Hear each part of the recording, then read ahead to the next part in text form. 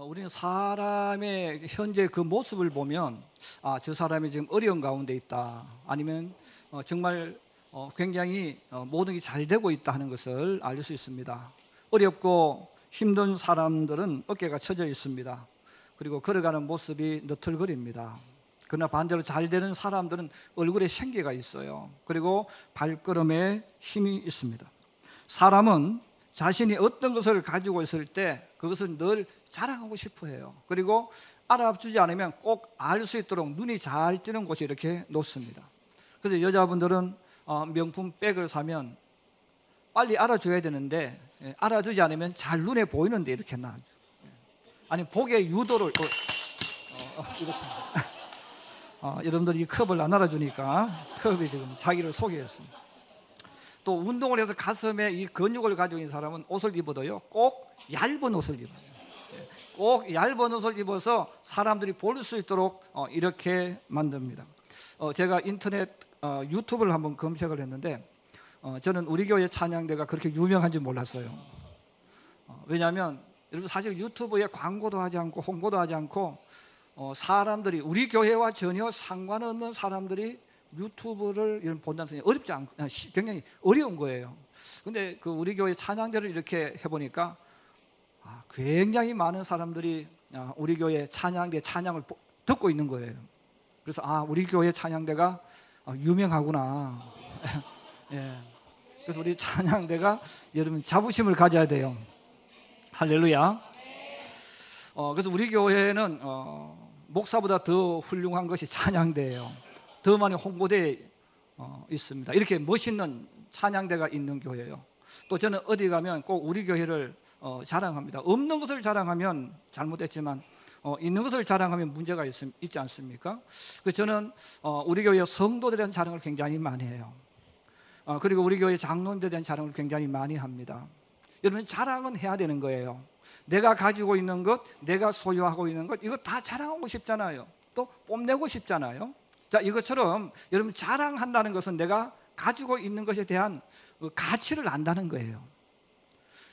오늘 하나님을 믿는 우리 성도들은 남들 앞에 내가 자랑할 만한 것이 무엇이 있을까? 내가 가지고 있는 것 가운데서 남들에게 자랑하고 싶은 것, 뽐내고 싶은 것이 무엇이 있는가 한번 되새김질해 보시기 바랍니다. 믿음의 길을 걸어갔던 이 바울, 그럼 이 바울은 사람들에게 자랑하고 싶은 것이 있었다는 거죠. 뽐내고 싶은 것이 있었다는 거예요. 그게 바로 무엇일까 하는 것입니다. 한번 따라해 주세요. 나는 복음을 가진 사람이다. 한 번만 더요. 나는 복음을 가진 사람이다. 예, 바울이 무엇을 가지고 있다는 거면 나는 복음을 가지고 있다.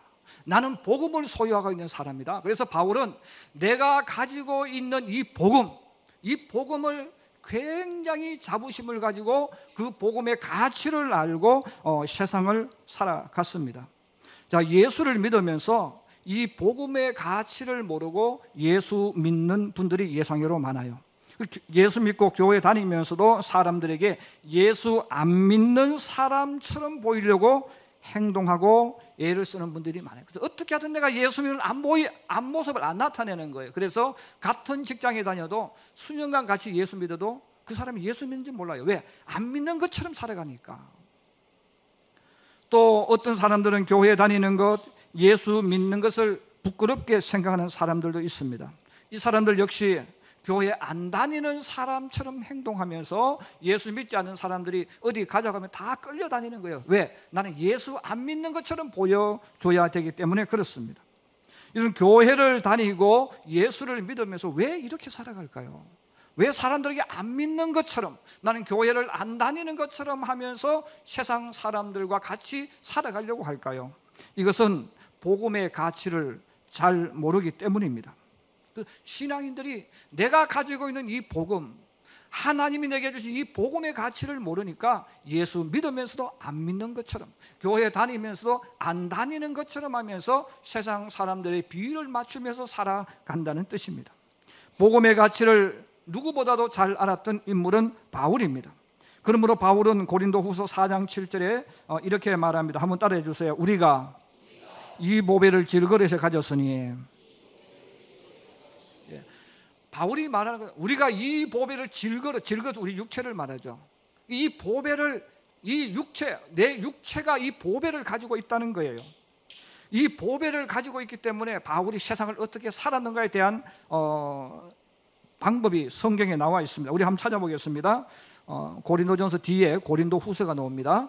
고린도후서 4장 7절부터 한번 보겠습니다. 고린도후서 4장 7절에서 12절에 있는 말씀입니다. 같이 한번 한 목소리로 봉독합니다. 시작. 우리가 이 보배를 질그릇에 가졌으니 이는 심히 큰 능력은 하나님께 있고 우리에게 있지 아니함을 알게 하려 함이라. 우리가 사방으로 우겨쌈을 당하여도 쌓이지 아니하며 답답한 일을 당하여도 낙심하지 아니하며 박해를 받아도 버림받지 아니하며 거꾸로 떨림을 당하여도 망하지 아니하고 우리가 항상 예수의 죽음을 몸에 짊어짐은 예수의 생명이 또한 우리 몸에 나타나게 하려 함이라. 우리 살아있는 자가 항상 예수를 위하여 죽음에 넘겨짐은 예수의 생명이 또한 우리 죽을 육체에 나타나게 하려 합니다. 그런즉 사망은 우리 안에서 역사하고 생명은 너희 안에서 역사하느니라. 아멘. 여러분, 예수를 믿어도 우리가 살아가는 세상에서 어려움을 당하는 거예요. 또 사업을 하는 사람들은 사업을 하다 보면 망할 수가 있어요. 또 직장 생활을 하다 보면 잘 되지 않아서 사람들에게 왕따를 당할 수도 있고 또 어떤 문제를 만나서 정말 답답한 일을 만날 수 있어요. 그런데 오늘 바울이 고백하는 거예요. 내가 이 보배를 가지고 있기 때문에 내가 우겨쌈, 사방으로 이렇게 포위당한 형국이 되어져도 나는 그것 때문에 무너지지 않는다는 거죠. 내가 거꾸로 떨림을 당해도 망해도 내가 그것 때문에 망하지 않는다는 거죠. 일어난다는 거죠. 왜 일어납니까? 보배를 가졌다는 거예요. 이 보배 때문에 일어나게 되어지고 이 보배 때문에 앞으로 간다는 거예요. 이 보배는 예수님을 말합니다. 예수님, 이 보배를 내가 가졌기 때문에 나는 어떤 상황이 내게 일어난다 할지라도 무너지지 않고 망하지 않는다는 거죠. 절망하지 않는다는 거예요. 불평하지 않는다는 거예요. 뚫고 나간다는 것입니다. 자, 그렇지만 이성과 지식만 가지고 신앙생활하는 사람에게는 예수님은 보배가 되지 못합니다. 예수님을 만나는 체험이 있을 때 진정한 예수님이 나의 보배가 되는 것입니다. 바울이라는 사람의 생애는 크게 둘로 나뉘어집니다. 똑같은 신앙생활을 했지만 예수님을 만나기 전과 예수님을 만난 이후가 달라져요. 자, 그러면 바울이라는 사람은 예수님을 만나기 이전에는 어떻게 신앙생활을 했을까? 성경이 말합니다. 또 본인의 입으로 고백했습니다. 내가 이성으로 예수를 믿고 내가 지식적으로 예수를 믿었을 때는 종교인의 삶을 살았다는 거죠. 종교인이라는 말은 내가 표현하면 그런 거예요. 내가 교회에 나오는데 왜 교회에 나옵니까? 평택시민교회 교인이니까 교회에 나오는 거예요. 그런데 하나님을 만나면 내가 평택시민교회 교인이기 때문에 교회에 나오는 것이 아니라 하나님의 자녀이기 때문에 교회에 나온다는 거예요. 이 다르단 말이에요. 그래서 이 바울이 하나님을 만나기 이전에는 이 종교인의 삶을 살았는데, 우리가 종교인의 삶은 뭡니까? 자기 만족을 위해서 예수 믿는 거죠. 남들 앞에 나를 나타내고 내 스스로 위로받고 내 스스로 무언가를 얻으려고 여러분 예수 믿는 것, 이것이 바로 뭡니까? 종교인의 삶입니다.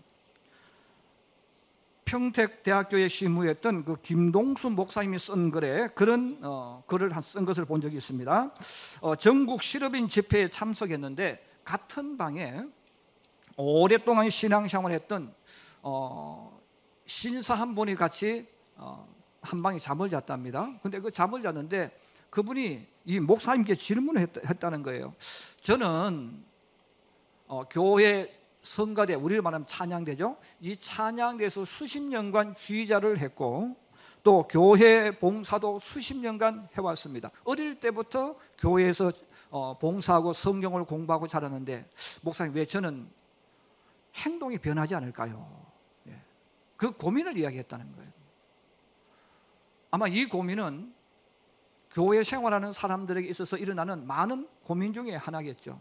왜 내가 성경도 알고 하나님도 알고 교회 봉사도 하는데 왜 내가 변하지 않을까? 왜 내 행동에 변화가 일어나지 아니할까 하는 것입니다. 여러분, 왜 일어나지 않겠어요? 일어나지 않는 이유는 지식적으로 여러분 신앙생활 하기 때문에 일어나는 것입니다.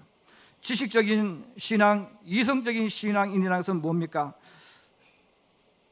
내가 하나님을 믿지만 내가 선을 정해놓고 하나님 말씀을 내 수준에서 이해하는 거예요. 그래서 내 수준에서 이해하니까 내 마음에 들면 아멘, 내 마음에 들지 않으면 따라가지 않는 거죠.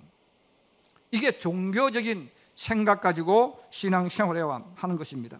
바울이 그렇게 신앙생활을 해왔고 그것이 옳은 줄 알았어요. 그래서 바울은 자신이 바르게 사는 줄 알고 나는 올바르게 사는 줄 알고 신앙인들에게 선생 노릇하는 거예요. 너 그렇게 하면 안 돼, 너 이렇게 해야 돼. 자기가 가르쳤죠. 그런데 정작 본인은 그렇게 살지를 않았던 것입니다.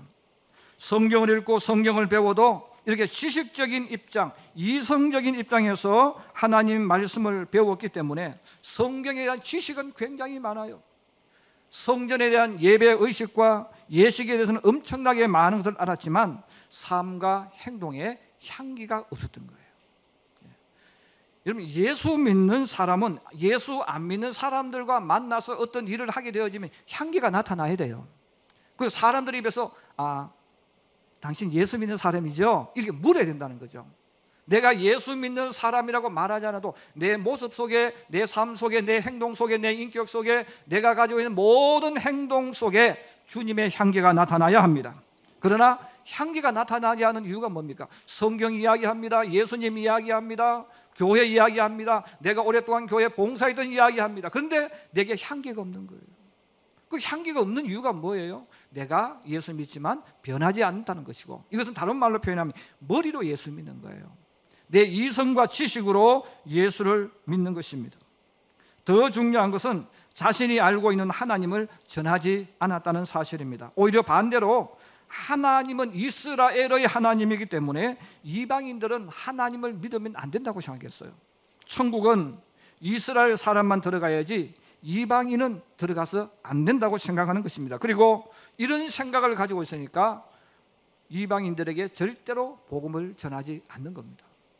이게 지식적으로 이성적으로 신앙생활을 했던 바울의 삶이었어요.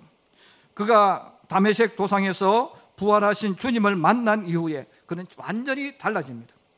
그는 전하지 않던 사람이 예수님을 전하는 사람으로 바뀌어졌습니다. 그리고 생각과 사상과 가치관, 성경을 보는 모든 것들이 다 완전히 바뀌어졌어요.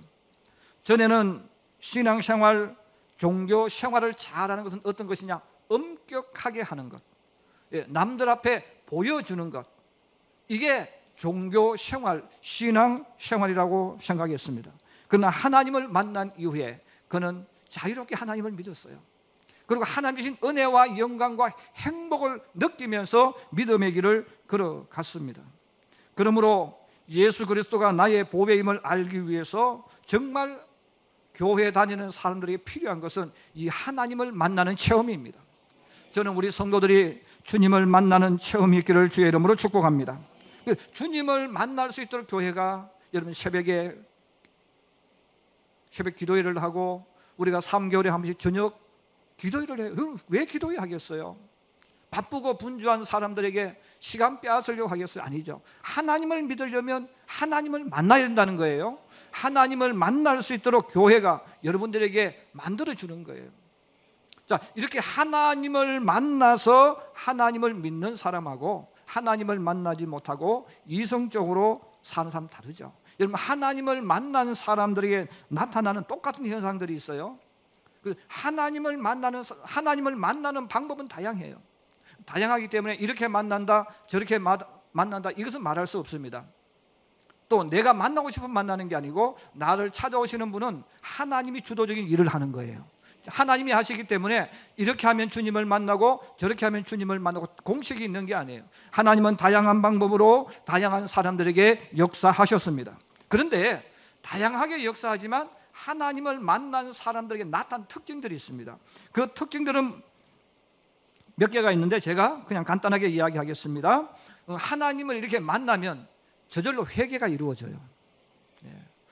내가 머릿속에 내가 무슨 죄를 지었지, 내가 무엇을 잘못했을까, 이렇게 해서 회개가 이루어지는 게 아니고 하나님을 만나면 나도 모르게 내가 죄인임이 믿어지는 거예요. 고백되어지는 거예요. 그래서 나도 모르게 눈물 흘리면서 주님 앞에 회개하게 되어져 있습니다. 그 두 번째는 그냥 믿어지는 거예요.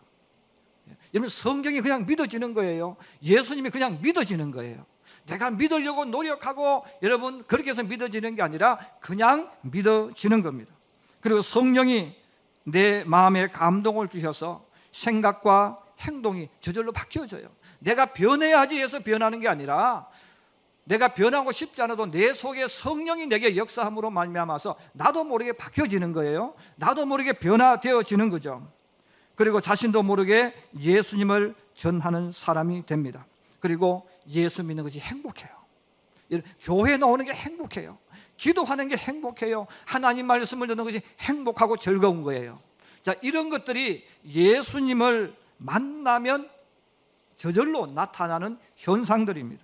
그럼 우리 신앙인들이 내가 믿는 예수를 자랑하고 내가 믿는 예수님이 너무나 소중하고 가치 있는 분임을 알게 되어지는 그 방법은 주님을 만나는 거라는 거죠. 저는 우리 성도들이 주님을 만나기를 주의 이름으로 축복합니다. 주님을 만나서 여러분들이 내가 복음을 가지고 있다, 나는 복음을 가지고 있는 사람이라는 이 자부심, 이 긍지를 가져야 됩니다.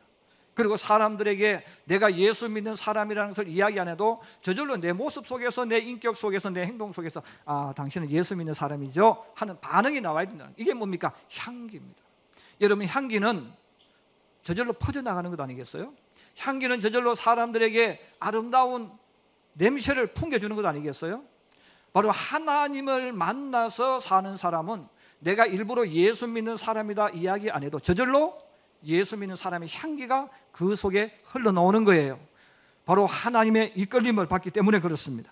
저는 우리 성도들이 주님을 만나서 내가 가지고 있는 이 복음에 대해서 바울처럼 자부심과 가치를 깨달아서 여러분 예수 믿는 사람답게 세상 속에서, 직장 속에서 사업하면서 인간관계를 멋있게 만들어가는 하나님의 사람이 되기를 주의 이름으로 축복합니다. 바울은 이 복음을 자랑한 겁니다. 두 번째로 복음이란 무엇인가 하는 것입니다. 이런 복음이란 무엇인가를 말하기 전에 그럼 왜 복음이 필요한가?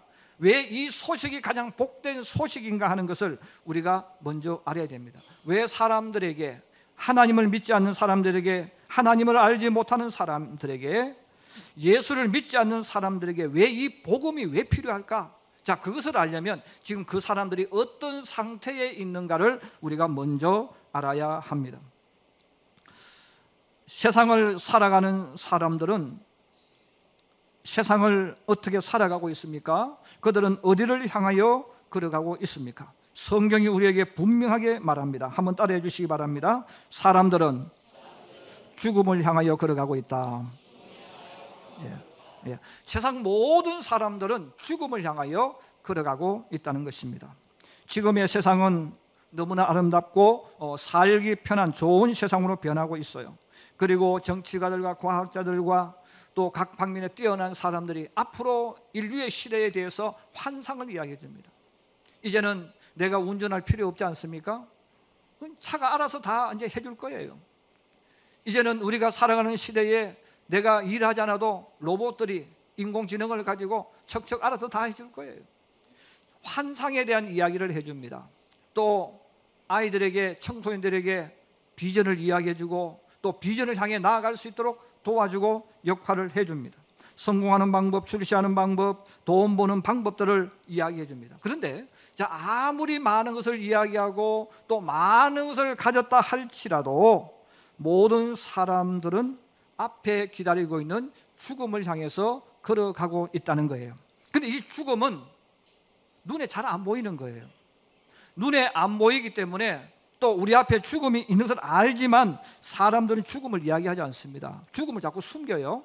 숨기면서 무엇보다 계속 강조합니까? 미래를 향해 꿈을 꾸고 미래를 향해 시선을 돌리도록 만드는데 그 미래를 향한 꿈과 시선이 뭡니까? 너 부자 되고 성공하고 높은 자리에 올라가서 잘 먹고 잘 사는 그것을 이야기해 주는 거죠. 여러분, 사실 모든 사람 앞에 똑같이 기다리고 있는 미래가 뭡니까? 죽음이잖아요. 모든 사람은 죽음을 향해 걸어가고 있고 죽음 앞으로 지금 가고 있는 거예요.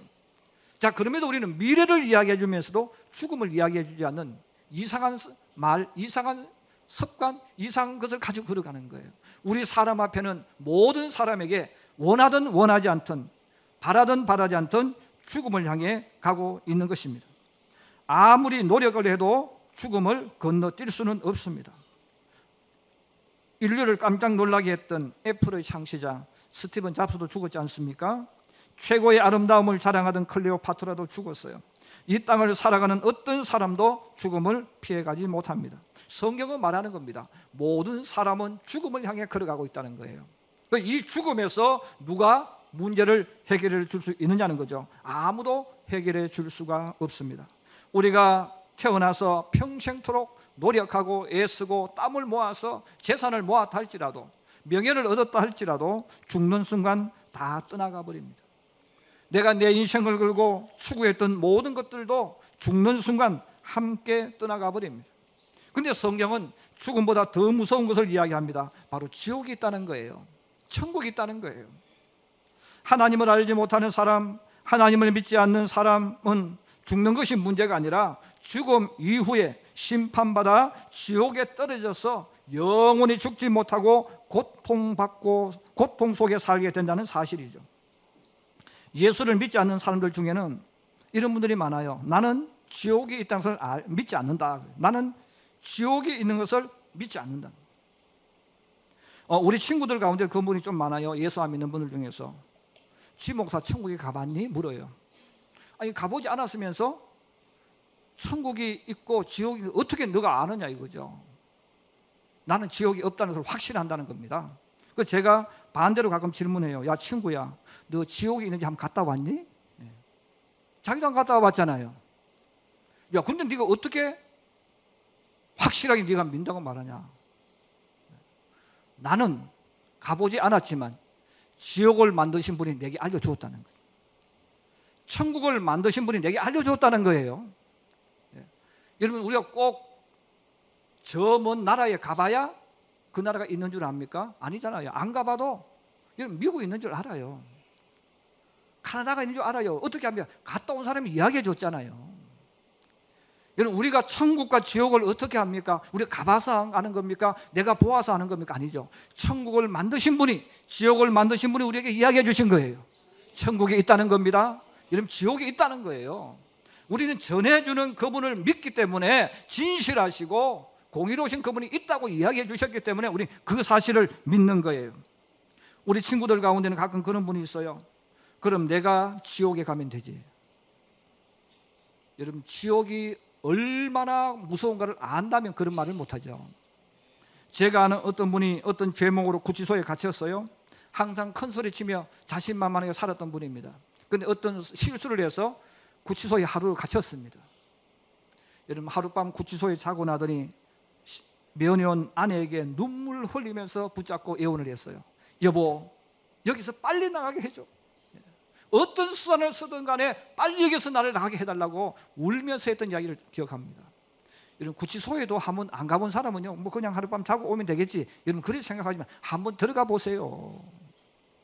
사람이 살 곳 아니잖아요. 여러분 지옥은 이런 것과 비교할 수가 없습니다. 누가복음 16장 19절 이하에는 한 부자가 자색옷과 고운 베옷을 입고 날마다 호화롭게 살다가 죽어 천국에 들어간 사건을 예수님께서 말씀해 주었습니다. 이것은 사실을 예수님께서 말씀해 주신 거예요. 이야기가 아니에요. 실제로 일어난 일을 예수님이 말씀해 주신 거죠.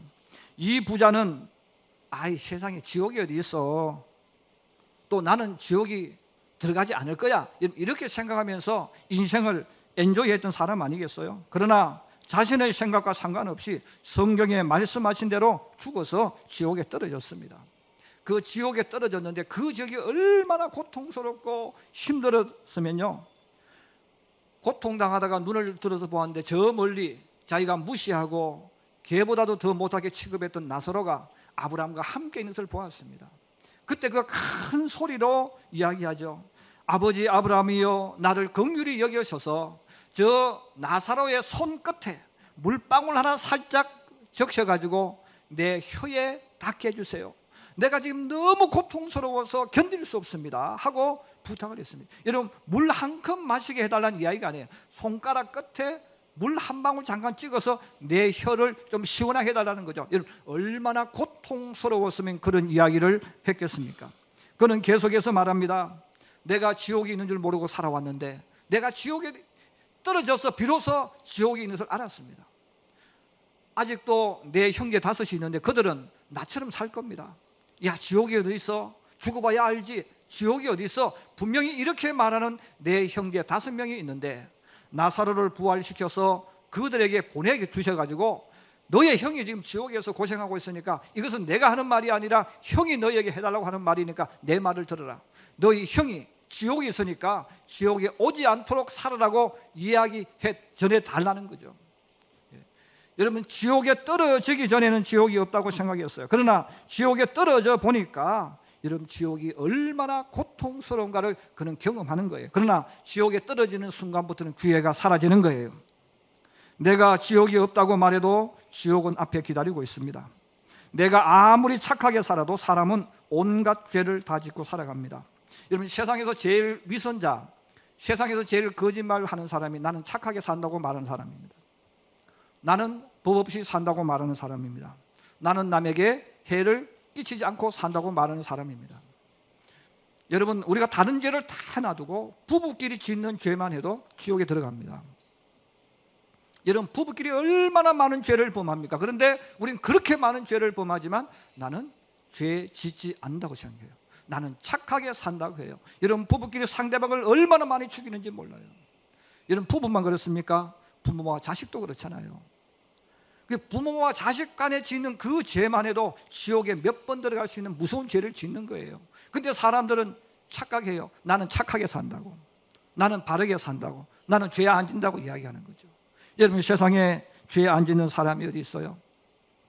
여러분, 세상에 살인하지 않는 사람이 어디 있어요? 성경에 말씀한 대로 꼭 칼로 사람을 찔러 죽여야 살인입니까? 내가 사는, 함께 더불어 사는 배우자를 인격적으로 모독하고, 부모는 자식은 부모를 모독하고 죽이면서 살지 않습니까? 그런데도 우리는 스스로 자꾸 거짓말하는 거예요. 나는 착하게 산다고, 나는 남에게 해코지 한 적이 없다고요. 여러분, 부부끼리도 딱 불러놓고요, 지나온 삶을 이야기하면 서로 웁니다. 서러워서 울고, 복받쳐서 울고, 잘못해서 울고. 예. 왜 울겠어요? 잘못한 게 많으니까 그렇죠. 그런데 사람들은 자기는 착하게 사는 줄 아는 거예요. 여러분, 세상에 착하게 사는 사람 아무도 없어요. 있다면 그냥 거짓말하는 사람이에요. 우리는 사람을 죽이면서 살지만 내가 사람 인격적으로 죽인다고 생각하지 않아요. 바로 하나님께서 이 세상에 사는 모든 사람은 그래서 의인은 없나니 하나도 없다 그랬어요. 모든 사람은 다 죄인이라고 말했어요. 그런 사람 앞에 기다리고 있는 것이 뭡니까? 죽음이 문제가 아니에요. 죽음 이후에 지옥에 들어간다는 거예요. 그러므로 사람들은 죽음을 두려워합니다. 죽지 않으려고 열심히 운동합니다. 그러나 아무리 열심히 운동해도 조금 더 살지는 몰라. 그러나 오래 가지 못해. 예수님께서 하루가 첫날, 첫날이 하루라고 했으니까요, 살아봐도 아무리 운동해도 건강히 살아도 그냥 조금 더 사는 거예요. 그러나 그들도 지옥 간다는 거죠. 그래서 우리 모든 사람들은 이 땅에 사는 동안 이렇게 살다 결국은 뭐예요? 죽고 그리고 심판받아서 지옥에 가는 거죠. 그래서 살아서 힘들고 어렵게 살았을 뿐 아니라 또 마지막 죽어서도 지옥 가는 그 사람 얼마나 비참합니까? 이렇게 세상을 살아가야 하는 사람들에게 하나님께서 준비해 놓으신 선물이 바로 이 복음입니다. 그리고 복음을 세상 사람들에게 보내주신 거죠. 그리고 복음을 받은 사람들에게 명령하시는 겁니다. 너희가 받은 복음을 세상 모든 사람에게 전하라는 거예요. 그러므로 바울도 오늘 이 복음을 내가 받았기 때문에 내가 이렇게 하지 않으면 그 화가 내게 있다고 말합니다. 우리 16절 17절 다시 한번 말씀 보겠습니다. 16절 17절입니다. 시작. 내가 복음을 전할지라도 자랑할 것이 없으면 내가 부득불할 일임이라. 만일 복음을 전하지 아니하면 내게 화가 있을 것이로다. 내가 내 자의로 이것을 행하면 상을 얻으려니와 내가 자의로 아니한다 할지라도 나는 사명을 받았노라. 아멘. 내가 복음을 받았으니까 이 복음을 나는 전해야 된다는 거예요. 모든 사람들 앞에 기다리고 있는 죽음과 지옥을 알게 될 때 우리는 하나님께서 준비해 놓으신 것이 왜 복음인지 알게 됩니다. 저는 다음 시간에는 바로 죽음과 지옥으로 가야 할 사람들에게 하나님께 주신 복음이 그럼 무엇일까에 대해서 말씀드리려고 합니다. 여러분 복음을 가졌다면 여러분 이 복음을 가치를 알고 이 복음을 전하면서 주님 앞에 걸어가는 저와 여러분의 생애가 되기를, 그리고 하나님을 알지 못했다면 여러분 하나님을 만나는 신앙인이 되어서 교회 나오는 것, 예수 믿는 것, 내가 세상 살아가는 것을 행복하게 신앙생활하고 행복하게 인생을 만들어가는 예수의 사람, 하나님의 사람들이 되기를 주님의 이름으로 축복합니다. 축복합니다.